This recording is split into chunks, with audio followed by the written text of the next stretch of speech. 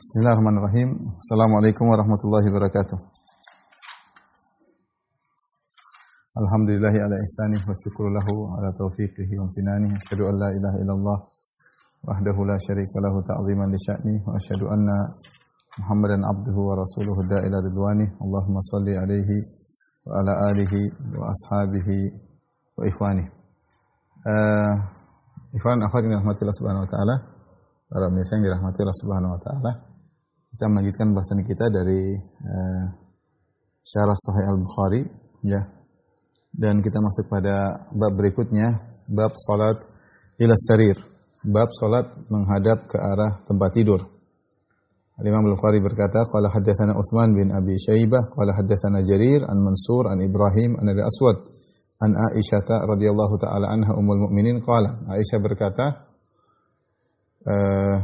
a'daltumuna bil kalbi wal himar, ya. Kalian menyamakan kami dengan anjing dan keledai. Laqad ra'ait, maksudnya Aisyah membantah orang-orang yang mengatakan bahwasanya kalau ada orang salat kemudian dilewati oleh wanita atau anjing atau himar maka salatnya batal. Maka Aisyah mengatakan kalian menyamakan kami para wanita dengan anjing, dianggap sama-sama membatalkan salat. Maka Aisyah membantah pemahaman tersebut dengan berkata, laqad ra'aituni muttaji'atan 'ala sarir. Sungguh aku pernah muttaji'ah, yaitu berbaring di atas tempat tidur. Fayaji'un Nabi sallallahu alaihi wasallam, lantas Nabi pun datang. Fayatawassatu sarir fayusalli. Kemudian Nabi sallallahu alaihi wasallam menjadikan sarir di tengah-tengahnya, tempat tidur di tengah-tengahnya, kemudian Rasulullah SAW salat, ya. Jadi intinya Aisyah tidur, Rasulullah SAW menjadikan tempat tidur di tengah, ya. Rasulullah SAW begini, kiblat di sana, ya. Jadi Aisyah di tengah berbaring seperti ini, Rasulullah SAW seperti ini. Fa'akrahu an asnahahu, dan aku tidak ingin bangkit. Kalau Aisyah bangkit maka akan berhadapan dengan Nabi, dan Aisyah tidak ingin mengganggu Nabi sedang salat. Fa ansallu min qibali rijalayya sarir hatta ansalla min lihafi. Maka aku pun mulai keluar dari tempat tidur dengan pelan-pelan. Jadi kalau Aisyah ini tempat tidur, Aisyah keluar pelan-pelan, ya, sehingga dia tidak bangun ketika mau turun dari tempat tidur, ya. Sampai aku pun keluar dari selimutku. Ini adalah dalil yang digunakan oleh Aisyah radhiyallahu taala anha untuk membantah pendapat yang mengatakan bahwasanya wanita kalau lewat orang sedang sholat maka membatalkan sholat, ya. Menurut Aisyah itu tidak benar, beda dengan anjing. Kalau anjing iya. Nah, apakah kalian mengatakan wanita akan membatalkan sholat jika melewati orang yang sedang sholat? Berarti kalian telah menyamakan wanita dengan anjing. Ini pendapat Aisyah. Sebagaimana kita tahu sudah datang hadis sebelumnya, kalau tidak salah hadis Abu Dzar, bahwasanya sholat dibatalkan oleh wanita, kemudian anjing, al-kalbul aswad, dan himar. Adapun sisi pendalilan Aisyah radhiyallahu taala anha, tadi kita sebutkan, inilah misalnya ini tempat tidur. Aisyah berbaring seperti ini. Kemudian Nabi sallallahu alaihi wasallam salat menghadap Aisyah. Nah, Aisyah ketika bangun, dia tidak ingin bangun seperti duduk. Misalnya dia duduk begini, maka dia akan berhadapan dengan Nabi sallallahu alaihi wasallam. Maka bagaimana cara dia untuk tinggalkan tempat tidur? Maka dia menjulur kaki pelan-pelan keluar dari tempat tidur. Nah, menurut para ulama, sikap Aisyah yang keluar pelan-pelan sementara Nabi di tengah, ini seakan-akan dia melewati Nabi sedang sholat. Seakan-akan dia melewati, kan dia berada depan Nabi sallallahu alaihi wasallam. Nabi sedang berdiri dan dia kemudian melewati Nabi sallallahu alaihi wasallam pelan-pelan. Sehingga dia berpendapat bahwasanya wanita lewat tidak membatalkan salat. Ini dalil Aisyah radhiyallahu taala dijadikan dalil oleh jumhur ulama bahwasanya ini menunjukkan ketika wanita lewat, kemudian misalnya anjing lewat, kemudian himar lewat, maka dia tidak membatalkan salat. Tuqta'us salat maksudnya bukan membatalkan salat tapi mengurangi pahala salat, ya. Berdasarkan pemahaman Aisyah radhiyallahu taala anha, ya. Ini yang dipahami oleh para ulama dari hadis ini, hadis Aisyah radhiyallahu taala Dan ini jadi juga bahwasanya boleh sholat di hadapan orang. Kita lanjutkan hadis berikutnya.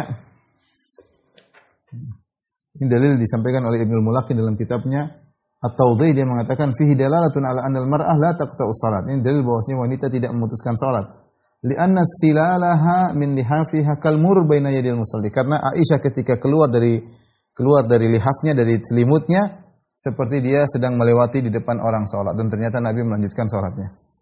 Bab berikutnya, bab yaruddul musalli man marra baina yadayhi. Bab tentang orang yang sedang salat menahan orang yang mau lewat di depannya. Dia tahan. Ya, dia tahan. Waradda Ibnu Umar fi tasyahhud fil Ka'bah, ya.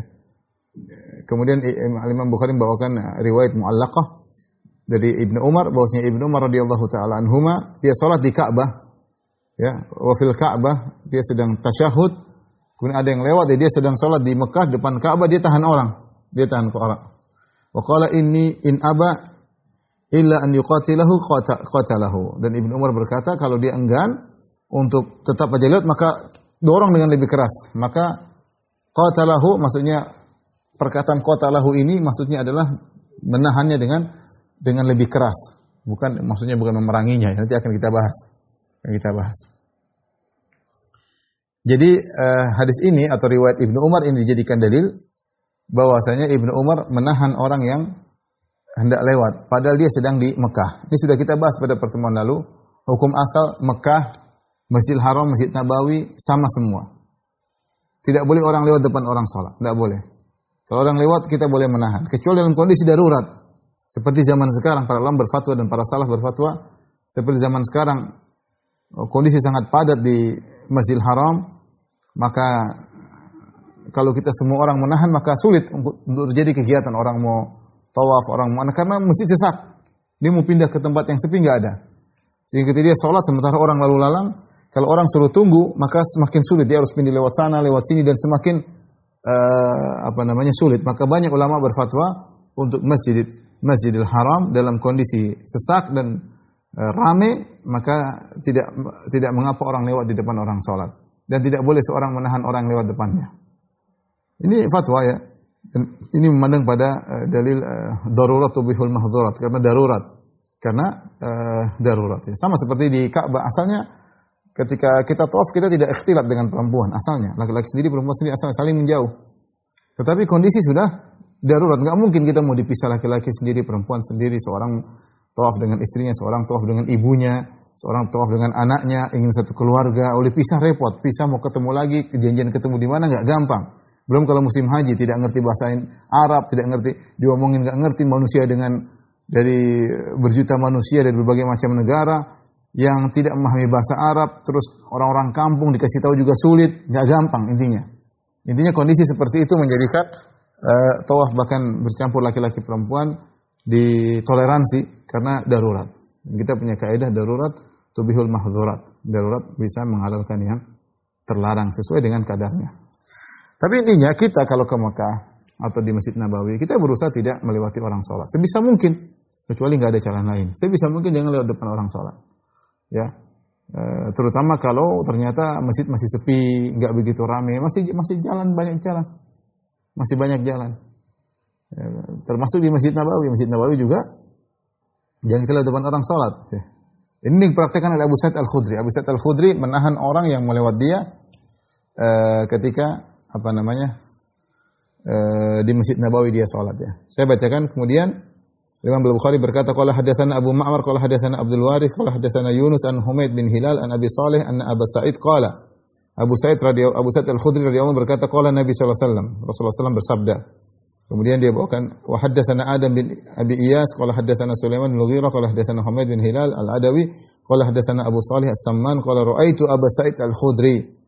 Kata Abu Salih As-Samman, aku melihat Abu Sa'id Al-Khudri fi yaumi Jum'atin yusalli ila syai'in yasturuhu minan nas. Hari Jumat, mungkin setelah sholat Jumat. Di hari Jumat, dia sholat ke arah sutrah, sesuatu. Ada sutrah di depan dia. Di Masjid Nabawi. Fa'arada syabun min bani Abi Mu'aid an yajtaza baina yadayhi. Tiba-tiba ada seorang anak muda dari keturunan Abu Mu'aid. Ada yang mengatakan anaknya Uqbah bin Abi Mu'aid. Ya, Allah alam bisa, intinya keturunan dari Abu Mu'aid. ada seorang pemuda hendak melewat di depan Abu Sa'id Al-Khudri radhiyallahu anhu. Fadafa'a Abu Sa'id fi sadri, maka Abu Sa'id tahan dia di dadanya, ditahan. Fanadhara syab falam yajid masagan, maka sang pemuda lihat jalan, dia kayaknya enggak ada jalan lain. Ya, mungkin dia buru-buru atau apa. Falam yajid masagan illa baina yadayhi, menurut dia tidak ada jalan kecuali harus melewati Abu Sa'id yang sedang salat. Fa'ada, maka dia ulangi lagi untuk lewat. Dia ijtaza untuk lewat. Fadafa Abu Sa'id asyadda minal ula, maka Abu Sa'id tolak dengan lebih kuat daripada pertama. Dia tolak lebih kuat lagi. Abu Sa'id Al-Khudri sahabat. Fanala min Abi Sa'id, maka orang ini marah kepada Abu Sa'id. Abu Sa'id sedang salat. Kemudian dia pun summa dakhala ala Marwan. Dia segera menuju kepada Marwan, gubernur kota Madinah ketika itu, Marwan bin Hakam. Fasyaka ilaihi ma laqiya min Abi Sa'id. Maka dia pun mengadukan apa yang dia dapati dari sikap Abu Sa'id. Abu Sa'id Al-Khudri dorong dia, tahan dia, ya. Ketika dia baru mengadu kepada Marwan, rupanya Abu Sa'id Al-Khudri ngikut dia dari belakang. Abu Sa'id Al-Khudri adalah sahabat junior, sehingga dia Rasulullah SAW meninggal dia masih memiliki umur, ya. Maka Abu Sa'id Al-Khudri mengikuti orang ini, fadakhala khalfahu ala Marwan, sampai dia pun masuk ketemu Marwan, gubernur kota Madinah. Faqala ma laka wa li ibni akhika ya Aba Sa'id, maka Marwan menegur. Kata Marwan, ada apa engkau wahai Abu Sa'id? Kenapa, ada masalah apa engkau dengan putra saudaramu? Ya. Kenapa kau tahan dia? Kenapa kau dorong dia? Kata Abu Sa'id Al-Khudri, sami'tu Nabiy sallallahu alaihi wasallam yaqul, aku mendengar Rasulullah SAW bersabda, "Idza shalla ahadukum ila syai'in yasturuhu minan nas." Jika salah seorang dari kalian salat ke arah sutrah yang menghalangi dia dari manusia, fa arada ahadun an yajtaza baina yadayhi, kemudian ada orang hendak lewat di depan salatnya, falyadfa'hu, maka tahanlah dia. Fa in aba falyuqatilhu, kalau dia enggan maka tolaklah dengan lebih kuat. Fa inna ma huwa syaitan, sungguhnya dia adalah syaitan. Sungguhnya orang tersebut adalah syaitan. Ya. Ini dalil yang digunakan oleh Abu Sa'id Al-Khudri, ini terjadi di Masjid Nabawi.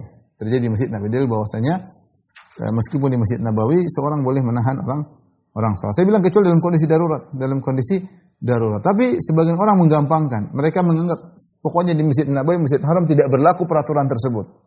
Padahal dalam kondisi-kondisi tertentu Masjid Nabawi kosong, Masjid Haram kosong, terutama kalau orang salat di belakang, bukan di daerah tawaf. Tapi orang tidak peduli, dia menganggap tidak berlaku hal ini. Padahal Abu Sa'id Al-Khudri mempraktekannya di Masjid Nabawi. Ya. Namun karena orang tidak mengerti, dianggap semuanya Masjid Nabawi, Masjid Haram boleh lewat depan orang salat. Kita bilang enggak. Hukum asalnya tidak boleh kecuali dalam kondisi darurat.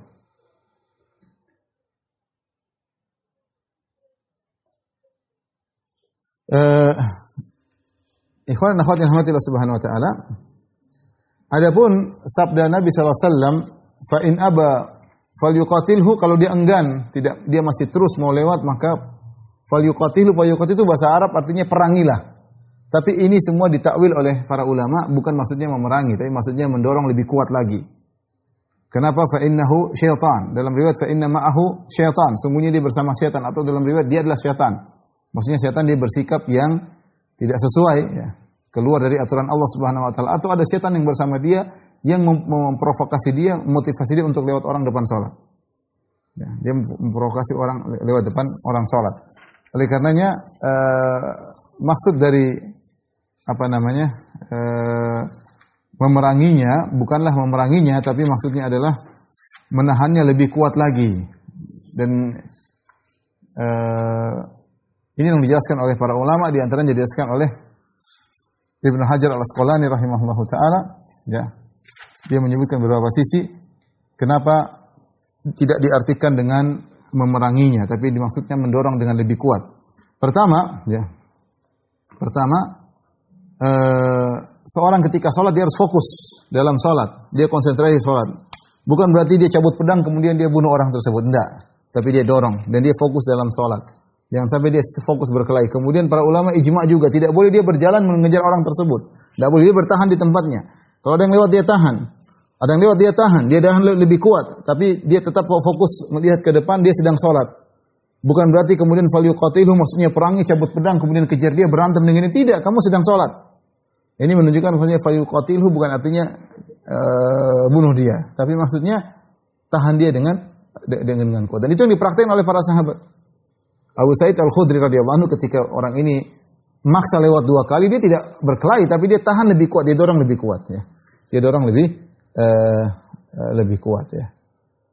Dan tidak sebagaimana pendapat sebagian fuqaha yang mengatakan kalau dia masih ngeyel lagi maka halal darahnya. Ini tidak pendapat yang tidak tepat, dikritiki oleh para ulama ya. Apakah gara-gara dia mau lewat orang salat darahnya jadi halal? Tentu jawabannya tidak. Tapi maksud Nabi fal yuqatilhu fa in aba fal yuqatilhu. Kalau dia enggan maka tahanlah dengan lebih kuat lagi, maksudnya bukan memerangi tapi cegah dengan lebih kuat lagi karena bersama dia ada syaitan. Baik, Ibnu Daqiqil Aid rahimahullahu taala menyebutkan kondisi orang yang lewat dan dilewati ada 4. Nanti akan kita sebutkan setelah ini insyaallah taala tentang dosa orang yang lewat depan orang salat. Al-Hafidz Ibnu Hajar menyebutkan dari riwayat Ibnu Abi Syaibah dari Ibnu Mas'ud radhiyallahu anhu, kenapa syariat begitu tegas melarang orang lewat? Kata Ibnu Mas'ud radhiyallahu anhu, "Annal murura baina yadayil musalli yaqta'u nisfa salatihi." Sungguhnya orang yang lewat depan orang salat dia memotong setengah pahala salat, ya. Dan juga dari Umar bin Khattab radhiyallahu anhu pernah berkata, "Lau ya'lamul musalli ma yanqusu min salati bil mururi baina yadayhi ma shalla ila syai'in yasturuhu."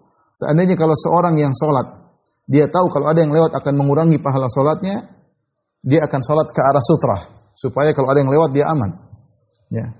Karena kalau dia salat tidak ke arah sutra, ada yang lewat maka pahalanya berkurang. Ya, 2 asar ini dari Ibnu Mas'ud dan dari Umar bin Khattab radhiyallahu anhu menunjukkan bahwasanya kalau ada yang lewat ini bisa mengurangi pahala orang yang salat. Seorang sedang konsentrasi kepada Allah Subhanahu wa taala. Dan syaitan ingin orang yang salat pahalanya berkurang. Syaitan ingin orang yang salat pahalanya berkurang ya. Maka kita tahu ada setan khinzib yang kemudian mengganggu orang. Kemudian setan yang bisik-bisikan kalau kita sedang salat suruh ingat ini, ingat anu, ingat ini. Supaya apa? Supaya pahala salat kita berkurang. Di antaranya setan menggoda orang untuk lewat depan orang salat. Namun hukum ini banyak yang tidak tahu ya. Pernah ada orang salat, Allahu Akbar salat, lewat dia tahan begini, ini di Papua terjadi. Allahu Akbar salat, dia salat juga bukan di depan sutra, dia salat di masjid bagian tengah besar, dia salat Allahu Akbar. Ada yang lewat dia tahan. Dia tahan, orang yang ditahan jabat tangan, dia pikirnya mau jabat tangan. Karena ya bingung juga itu terjadi ya. Karena orang nggak ngerti kenapa orang salat kemudian ditahan. Ya. Dan pernah kejadian nyata, saya lagi sholat di masjid. Jangankan kita bicara di Papua, saya lagi di Madinah, di masjid Syekh bin Baz rahimahullahu taala, masjidnya masjid asrama kampus ya, masjid kampus. Waktu itu saya sholat, ada di belakang saya ada orang Perancis, dia sholat, dia masbuk, dia ingin tasyahud. Waktu dia tasyahud, ada orang Cina lewat. Orang Perancis ini Perancis Muslim, tapi dia besar. Dia tasyahud, ada orang Cina lewat, dia tahan. Orang Cina itu jengkel, dia lewat lagi, coba ditahan lagi, tahan lebih kuat lagi. Oh, itu dipukul orang yang sholat itu dipukul sama orang Cina.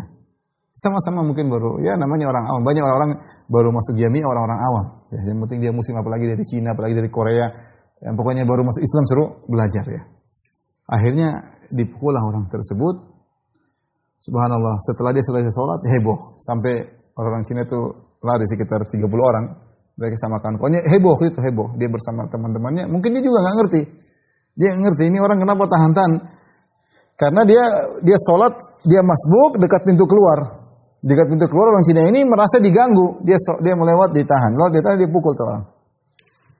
Subhanallah, saya ketemu dengan kawannya orang ini, saya tanya, kau dari Prancis, kau masih ingat orang besar yang badannya gede, pernah rame waktu zaman berapa, sekian tahun yang lalu. Dia bilang, masih ya Firanda. Dia sekarang S2 di Ummul Qura. Masya Allah, itu orang yang apa? Ummul Qura apa di Riyadh, saya lupa. Pokoknya dia ambil S2 atau S3. Ya. Jadi memang banyak orang masih belum paham tentang hukum hal ini. Padahal ini bisa mengurangi pahala orang yang sedang salat.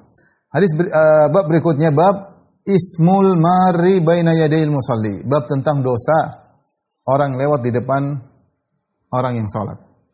dosa ya.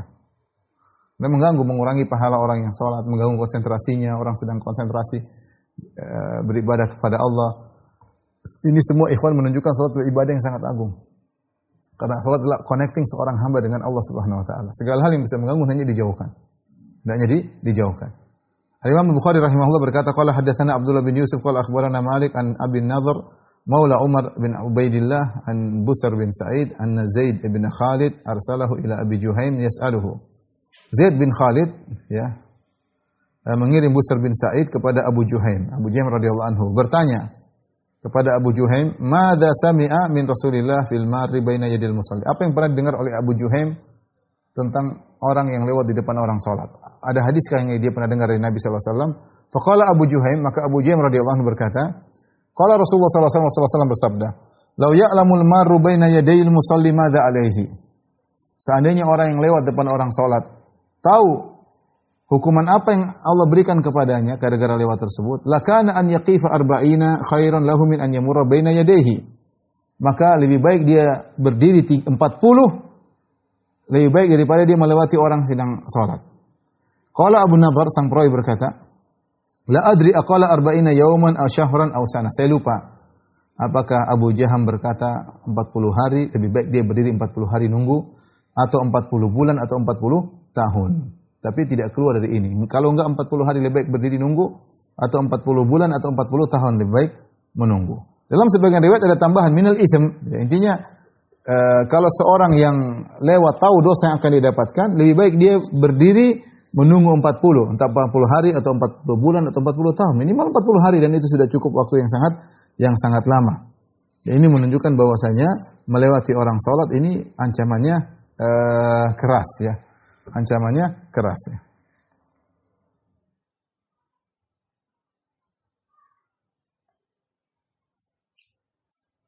Nah, dalam sebagian riwayat disebutkan ya, dalam riwayat Bazzar ya, Al-Bazzar meriwayatkan arba'ina kharifan, yaitu 40 tahun. Lebih baik dia berdiri 40 tahun. Demikian juga Ibnu Abi Syaibah dan Ibnu Hibban meriwayatkan dalam sahihnya dari hadis Abu Hurairah, hadis yang lain dari jalan sahabat yang lain. Dari Abu Hurairah Rasulullah berkata sallallahu alaihi wasallam, lakana an yaqifa mi'ata amin khairan lahu. Dia berdiri 100 tahun nungguin orang itu lebih baik daripada dia lewat depan orang salat. Sehingga mereka berkata 40 ini tuh menunjukkan mubalaghah. Artinya jangan sekali-sekali kau lewat, sebisa mungkin. Jangan sekali-sekali kau lewat. Kecuali darurat. Orang buang hajat, kalau nunggu lagi kapan lagi segera mengotori masjid, ya lewat aja. Atau ditunggu orang atau mau apa, darurat punya hukum tersendiri. Tapi hukum asal kita jangan lewat. Kita cari jalan lain atau nunggu sebentar dia sholat, lebih baik kita nunggu. Terutama masjid Indonesia tidak terlalu besar, kita nunggu sebentar 5 menit selesai kita buyar. Daripada kita lewat depan orang sholat. An-Nawawi berkata rahimahullah taala, fihi dalilun ala tahrimil murur. Hadis ini menunjukkan tentang haramnya lewat depan orang salat. Fa inna ma'nal hadis an-nahyul akid wal wa'idu syadid ala dzalik. Karena hadis ini menunjukkan adanya larangan keras dan ancaman keras atas orang yang melakukannya. Intaha. Demikian perkataan Nawawi dinukil oleh Ibnu Hajar. Ibnu Hajar kemudian mengomentari perkataan Nawawi. Ibnu Hajar rahimahullah berkata, wa muqtadha dzalik an yu'adda fil kaba'ir. Konsekuensi dari hal ini menunjukkan lewat depan orang salat termasuk dosa besar. Yang bilang Ibnu Hajar rahimahullah. Mengomentari perkataan Nawawi rahimahullah ta'ala, konsekuensi dari perkataan Nawawi bahwasanya lewat depan orang salat merupakan fil kabair, dianggap termasuk dari dosa besar ya. Tentunya kita tahu bahwasanya dosa besar bagi orang sudah tahu hukumnya, tapi kalau nggak tahu tentu beda hukumnya. Tidak tahu, tidak ngerti. Tadi saya bilang di Papua ada orang yang begini terus ada yang salamin. Kejadian udah lama sekali ya. Sebenarnya tadi orang Cina mungkin baru masuk Islam dipikir cari gara-gara. Kalau saya mau lewat ditahan-tahan, dia berkelahi. Dia nggak tahu kalau itu nggak boleh, dia nggak tahu sunnah, dia nggak ngerti. Dia pikir orang ini cari gara, lewat ditahan dipukul tuh orang. Dan orangnya dipukul tetap aja sholat. Dia tetap aja sholat sampai selesai. Ya. Jadi kalau dia sudah tahu hukumnya dan dia masih ngeyel, maka dikhawatirkan dia terancam dengan dosa besar. Said Ibnu Daqiqil Id menyebutkan dari sebagian fuqaha dari Malikiyah, mereka menyebutkan kondisi tentang orang yang sholat dan orang yang lewat menjadi 4 kondisi. Ya. 4 kondisi. Yang pertama yaitu yang berdosa adalah yang lewat, yang sholat tidak berdosa. Yang kedua sebaliknya, yang sholat yang berdosa, yang lewat tidak berdosa, tidak berdosa.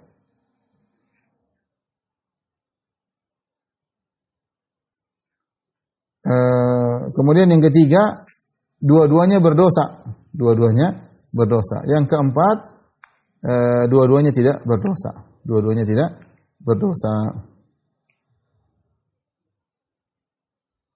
Contohnya, kata Ibnu Daqiq dari ulama Malikiyah, jadi kondisi antara ini disebut oleh Ibnu Hajar dalam Fathul Bari.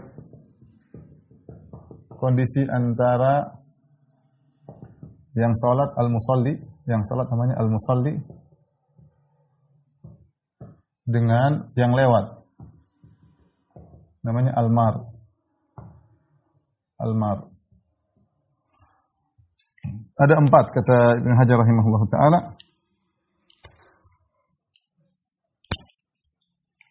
Yang pertama, yang berdosa, yang sholat.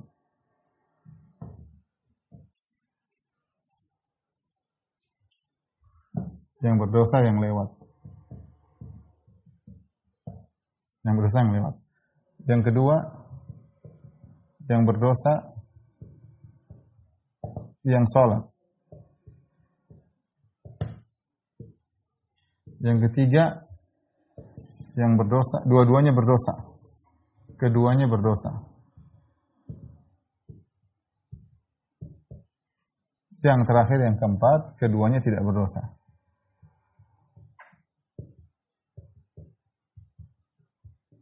Bagaimana yang berdosa yang lewat saja? Kapan? Ini jika yang sholat sudah sholat ke arah sutrah dan ada tempat lain untuk lewat orang.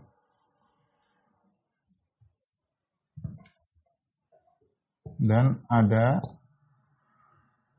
area lain untuk lalu lalang orang. Dia sudah sholat benar, dia sudah pakai sutrah, dan dia sudah menghadap sutrah, dan area lewat banyak. Kemudian ada orang lewat ini, dia tetap ngeyel lewat, padahal ada jalan lain. Bisa di belakang sutrahnya, bisa di belakang dia, ya. Tapi dia tetap ngeyel. Kalau begini yang berdosa yang lewat, yang sholat tidak berdosa, dia sudah jalankan sunnah. Saya pernah ada kasus di Masjid Nabawi, ada kawan sholat. Dia sholat Allahu Akbar. Dia padahal di belakang, maksudnya bukan di tempat keramaian. Ada anak kecil lewat, dia tahan. Dia anak kecil di sana banyak orang memahami bahwasanya kalau di Masjid Nabawi enggak berlaku hukum ini. Padahal Abu Sa'id Al-Khudri tadi mempraktekannya di Masjid Nabawi, tahan. Ya. Maka teman itu tahan. Mahasiswa Madinah. Dia lihat lagi, anak itu seakan-akan mengingkari, ditahan lagi. Kemudian dia maksa lagi, sampai akhirnya teman itu bicara bilang hina, ya, maksudnya itu lewat sini loh, sampai dia ngomong saking jengkelnya dalam sholat dia suruh lewat sini, ya, karena sebagian orang jahil dikasih tahu masih ngeyel. Jadi ini yang berdosa adalah yang lewat. Bisa jadi yang berdosa adalah yang sholat. Bagaimana kondisinya jika dia sholat tanpa sutrah dan di jalur lewat orang, sementara tidak ada jalur lain untuk lewat. Dia sholat di depan pintu keluar misalnya. Orang sudah mau keluar, dia sholat di situ. Tidak pakai sutra. Kemudian orang tidak bisa jalur lain, semua pintu ditutup kecuali pintu tersebut. Ya, orang buru-buru, ya lewat, yang dosa dia, yang dosa orang yang sholat. Harusnya dia cari tempat yang aman. Jadi tempat yang bisa dia sholat tidak harus lewati orang. Dalam hal ini yang berdosa adalah yang sholat. Bagaimana yang keduanya berdosa? Dua-duanya berdosa jika sholat tanpa sutra Kemudian yang kedua, yang lewat masih ada jalan lain. Tapi dia nekat. Tapi dia ngeyel ya. Lewat depan dia. Ini dua-duanya salah. Dua-duanya salah ya. Karena orang tersebut sholat tanpa sutrah. Ya. Dia salah dan orang itu lewat padahal masih jalan lain. Dia lewat maksa, dua-duanya dosa. Baik yang sholat maupun yang lewat. Keduanya tidak berdosa dalam kondisi mana? Jika sholat dengan sutrah bukan di jalur umum, bukan di jalur lalu lalang, tetapi ketika itu sangat padat, namun kondisi sangat padat,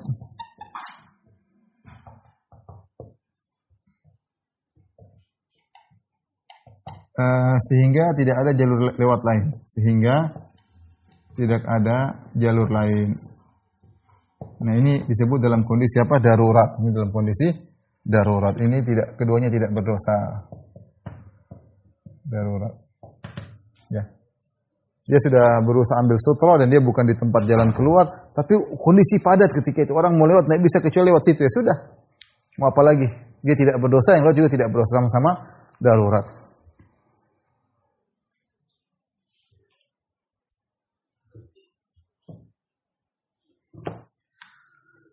Baik, kita lanjutkan bab berikutnya.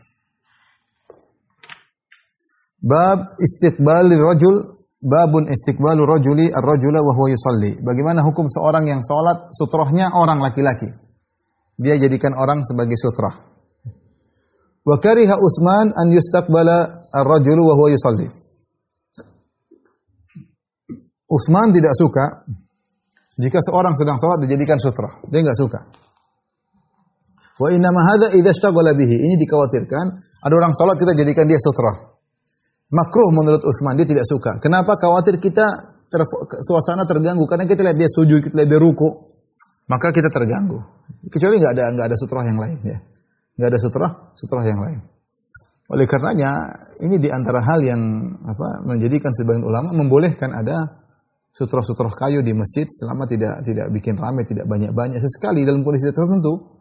Ya, karena kalau dijadikan tiang sudah penuh, orang semua sudah penuh ya. Beda kalau di Masjid Nabawi dulu tiang banyak. Sekarang model bangunan kuat, tiang cuma beberapa sehingga orang banyak posisi di tengah. Daripada dia menjadikan manusia sebagai sutra, mending dia pakai tasnya.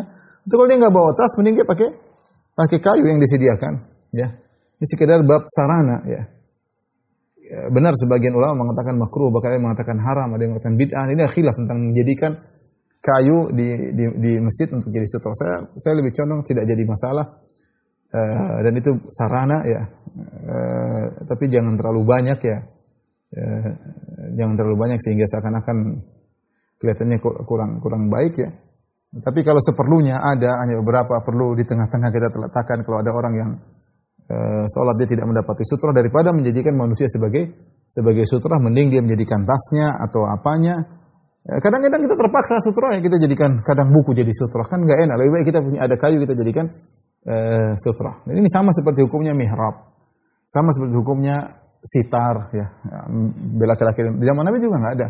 Tapi itu sarana, bukan tujuan ibadah, itu sarana. Sarana beda dengan di zaman Nabi banyak sekali tiang sehingga orang cari sutra gampang karena zaman dulu tidak ada konstruksi bangunan seperti zaman sekarang ya. Zaman sekarang ya. Dan seorang mengambil sarana untuk bisa menjalankan sunnah Nabi sallallahu alaihi wasallam itu baik. Rasulullah yang mengatakan, "Idza shalla ahadukum falyadnu ila sutrah." Ya. Atau falyusalli ila sutrah falyadnu minhu. Falyusalli ila sutratin falyadnu minha. Kata Nabi sallallahu alaihi wasallam, barang siapa yang salat maka hendaknya dia salat ke arah sutra dan dekat ke arah sutra tersebut ya. Jadi tidak mengapa insyaallah taala. Daripada menghadap seorang. Kenapa Utsman benci orang yang sedang sholat dijadikan sutra? Ya, karena innama hadza idza ishtaghala bihi, karena ini bisa menjadikan dia kalau dia terganggu. Kalau dia terganggu enggak apa-apa. Kata Imam Bukhari, kalau tidak terganggu enggak apa-apa. Tapi kebanyakan orang ketika dijadikan depan dia sutra, dia akan melihat gerakan orang tersebut. Sujud nanti kelihatan anunya, kelihatan gerakannya. Bisa jadi terganggu. Kita manusia. Fa amma idza lam yashtaghil, adapun jika dia tidak terganggu, tidak sibuk dengan melihat orang depan dia, faqad qala Zaid bin Thabit, kata Imam Al-Bukhari, maka Zaid bin Thabit radhiyallahu anhu pernah berkata, "Ma balaitu, aku tidak peduli. Inna rajula la yaqta'u salatar rajuli." Tidak jadi masalah menjadikan seorang lelaki sebagai sutra, ya, sebagai laki sebagai sutra.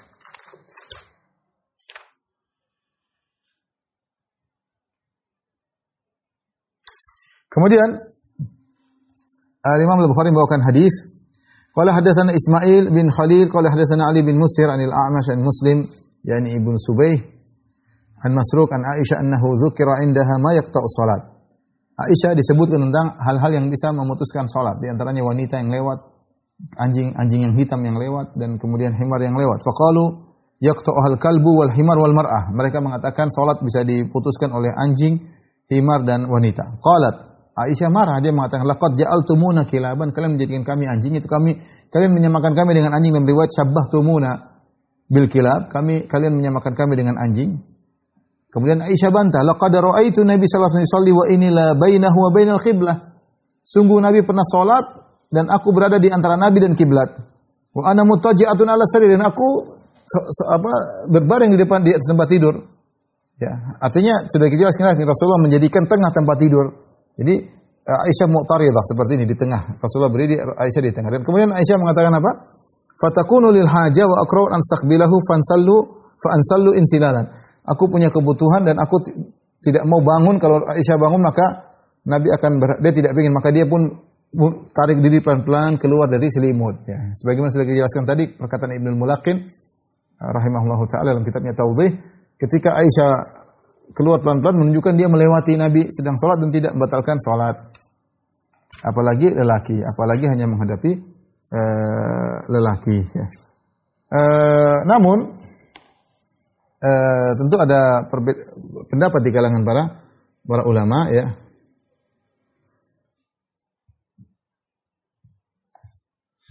An-Nakhai berkata dan Qatadah, yasturu idza kana jalisan.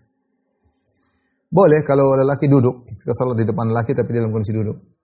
Ya, ada yang mengatakan tidak duduk enggak ada masalah. Mau berdiri, mau duduk. Ya, tapi jangan berhadapan wajahnya, ya. Para ulama mengatakan makruh. Misalnya kalau kita suruh dia balik, kita jadikan dia sebagai sutra. Enggak apa-apa. Tapi jangan dia suruh hadap kita, kita hadap kita mengganggu, ya. Ya. Nafi' berkata, ini pengamalan para salaf. Nafi' berkata, kana Ibnu Umar idza lam yajid sabilan ila sariyatil masjid faqala li walli dhahrak. Adalah Ibnu Umar kalau dia tidak mendapatkan tiang di masjid untuk jadi sutra, dia bilang sama Nafi' muridnya atau budaknya, balik belakang sana, jadi sutra saya. Nah, ini menunjukkan boleh seorang menjadikan manusia sebagai sutra tapi hadap punggungnya. Dan ini menguatkan saya katakan tadi, kalau manusia di sutra ada mengganggu dia, mending kita ambil kayu jadikan sutra, tas, ya. Makanya kalau masjid sediakan kayu, enggak apa-apa jadikan sutra. Tapi jangan ditulis-tulis macam-macam. Tulis inilah, tulis iklan inilah, enggak usah, sutra aja, yang penting kita orang tahu kita sedang sholat dan kita tidak terganggu dengan yang lainnya. Bukan malah ditulis macam-macam, tulis iklan macam-macam, enggak. Ada gambar orang sholat, ada gambar ini, sudah ini sutra-sutra.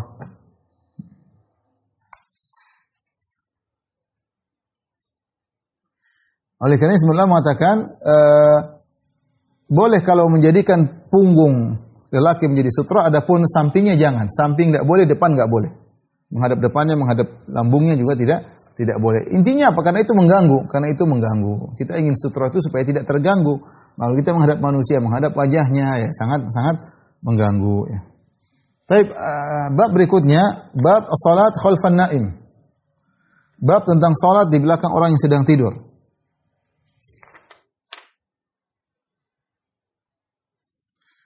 Imam Bukhari berkata, qala haddatsana Musaddad qala haddatsana Yahya qala haddatsana Hisham qala haddatsani Abi an Aisyah radhiyallahu taala anha, ya. Dari Aisyah radhiyallahu taala anha, Hisham bin Urwah dari Aisyah radhiyallahu taala, Urwah bin Zubair. Qalat kana Nabi sallallahu alaihi wasallam yusalli wa ana raqidatun. Adalah Nabi sallallahu alaihi wasallam salat sementara aku sedang tidur. Jadi ada kondisi Aisyah tidur, ada kondisi Aisyah terjaga. Mu'taridatun ala firashi, memalang di depan Nabi. Jadi bukan begini salatnya, tapi memalang begini, jelas. Mu'taridatun, dan Nabi begini. Seperti tadi kita sudah jelaskan, Nabi menjadikan tengah Fa idza arada an yutir aiqadhani fa autartu. Kalau Nabi ingin witir, Nabi bangunkan aku. Ini menunjukkan Nabi tidak berjamaah sama Aisyah, tapi Nabi salat ya, lama. Kalau mau witir berarti bangunkan Aisyah. Ini menunjukkan Nabi sayang sama istrinya, tidak maksa mereka beribadah seperti Nabi sallallahu alaihi wasallam. Perempuan banyak kegiatan, banyak kesibukan, ngurus anak-anak, ngurus macam-macam ya. Maka yang penting witir. Kalau bisa salat malam alhamdulillah. Maka Nabi tidak bangun Aisyah sejak awal bersama dia salat, tapi menjelang witir, menjelang subuh baru Aisyah dibangunkan oleh Nabi sallallahu alaihi wasallam. Maka kita juga sebagai suami hendaknya demikian. Kalau kita salat malam, pas witir kita bangunkan istri untuk suruh witir. Ini untuk membantah pendapat yang membedakan antara kalau tidur enggak boleh, kalau terjaga boleh. Imam Bukhari mengatakan dua-duanya boleh. Di depan kita manusia jadi sutra, apakah tidur atau enggak tidur enggak ada masalah. Tidur atau enggak tidur enggak jadi masalah. Kemudian bab berikutnya bab at-tatawwu khalfal mar'ah. Bab tentang salat sunnah di belakang wanita. Qala haddatsana Abdullah bin Yusuf qala akhbarana Malik an Abi Nadhr maula Umar bin Ubaidillah an Abi Salamah bin Abdurrahman an Aisyah zaujin Nabi sallallahu alaihi wasallam dari Aisyah radhiyallahu anha annaha qalat Aisyah berkata kuntu anamu baina yaday Rasulillah. Aku salat di depan Nabi sallallahu alaihi wasallam wa rijlaya fi qiblatihi. Sementara kedua kakiku di arah kiblatnya. Fa idza sajada, yaitu di depan ada kaki di arah kiblatnya Nabi.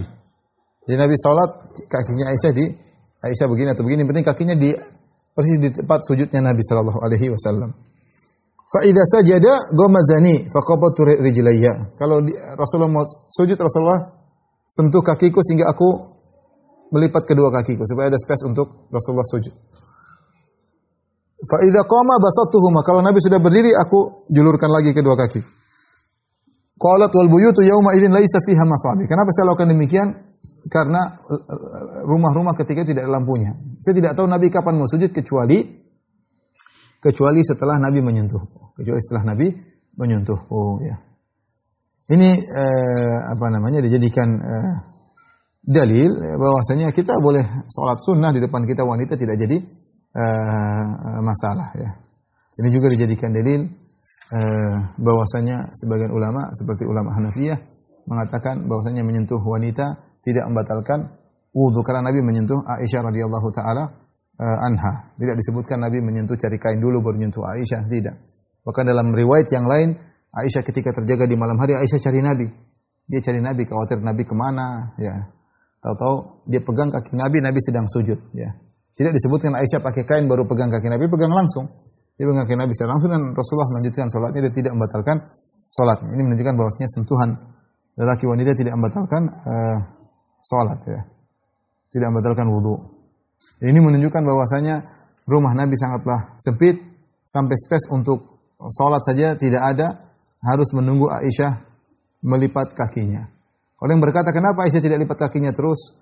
Karena ngapain lipat kaki terus? Nabi kalau sudah berdiri lama banget.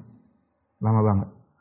Ya, mending dia julurkan kakinya. Karena kalau tidur kaki terlipat juga tidak enak. Dia julurkan kakinya ketika Nabi mau sujud, Nabi sentuh baru dia julurkan kedua kakinya. Dan ini sebagai peringatan kepada kita yang diberi anugerah oleh Allah dengan rumah yang luas ya.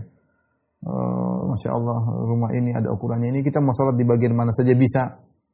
Tetapi masalahnya kita masih malas sholat dengan rumah yang luas ya. Nabi SAW dengan rumah yang sempit tetap berusaha untuk selalu sholat meskipun space-nya terbatas. Ya.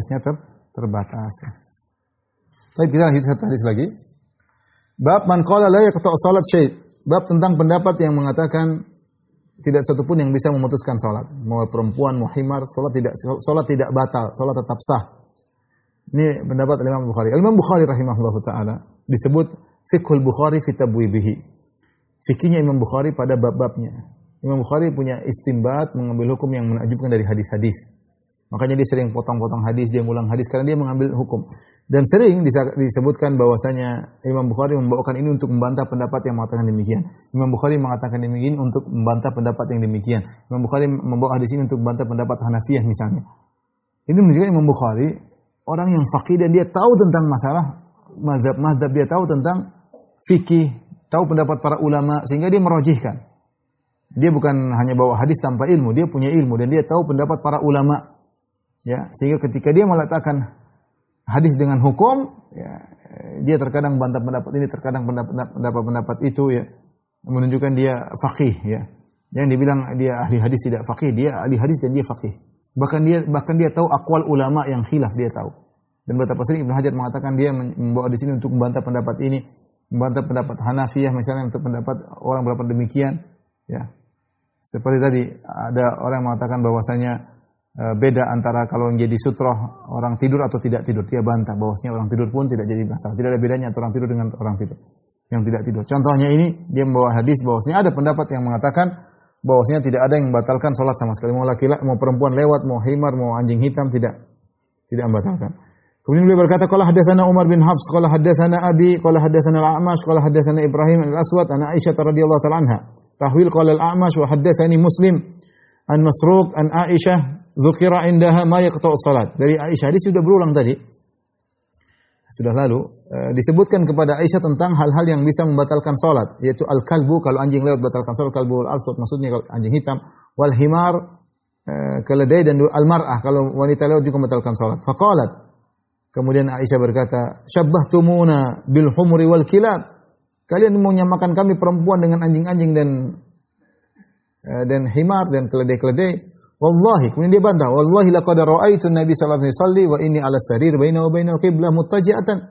Sungguh aku melihat Nabi salat antara aku dengan kiblat. Aku letak antara Nabi dan kiblat. Dan aku sedang tidur terlentang berbaring. Aku antara di atas tempat tidur dan aku antara Nabi dan kiblat. Fatabdulil hajah. Maka tiba-tiba aku punya keperluan. Fa akrahu an ajlisa, dan aku tidak mau duduk, mau bangun dari tempat tidur duduk nanti khawatir berhadapan dengan Nabi. Fa'udhiyan Nabi sallallahu alaihi wasallam, maka aku mengganggu Nabi, konsentrasi Nabi. Nabi sedang konsen salat. Kalau saya tiba-tiba bangun, Nabi terganggu. Ini istriku kenapa, mau kemana? Fa'ansallu min indi rijlaihi, maka aku pun pelan-pelan keluar dari dari tempat tidur, ya. Dan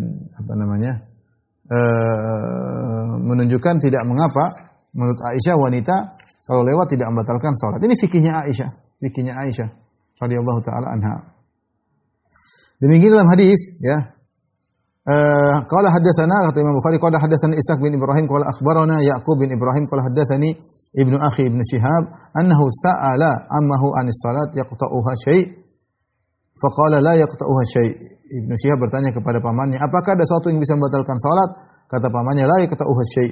Tidak ada yang bisa membatalkan salat satu pun. Akhbarani Urwah bin Zubair. Urwah bin Zubair telah meriwayatkan kepada kami, anna Aisyah zaujan Nabi sallallahu alaihi wasallam qalat, bahwasanya Aisyah berkata, istri Nabi, laqad kana Rasulullah sallallahu alaihi wasallam yaqumu fa yusalli min al-lail wa inni la mu'taridatun bainahu wa bainal qiblah ala firashi ahlihi. Sungguh Nabi salat malam dan aku terbentang horizontal, ya, antara Nabi dengan kiblat di tempat tidur keluarganya. Itu di depan Nabi sallallahu alaihi wasallam. Aisyah berpendapat itu tidak. Kalau Aisyah kemudian keluar, bangun, melewati depan Nabi, tidak membatalkan sholat. Tentunya saya katakan ada khilaf di kalangan para ulama tentang apakah himar, anjing, wanita kalau lewat membatalkan sholat. Mayoritas ulama mengatakan bahwasanya tidak membatalkan sholat, tapi hanya mengurangi pahala sholat. Tentu dengan dalil yang mereka sebutkan, terutama fikih dari Aisyah radhiyallahu taala anha, ya, sehingga mereka maksudnya memotong sholat, maksudnya memotong pahala sholat. Demikian saja ikhwan dan akhwat yang rahmatillah subhanahu wa ta'ala yang bisa disampaikan. InsyaAllah kita lanjutkan lagi pada pekan berikutnya, masih dalam bab sutra. InsyaAllah pekan berikutnya adalah bab terakhir dari bab sutra sebelum kita masuk dalam bab mawaqitus salat, bab tentang waktu-waktu salat. Terus kita belajar tambah ilmu, ya. Kita membuka cakrawala tentang ilmu hadis, ilmu fikih, semoga menjadi pemberat timbangan kita di akhirat kelak. Demikian wabillahi taufiq wal hidayah. Assalamualaikum warahmatullahi wabarakatuh.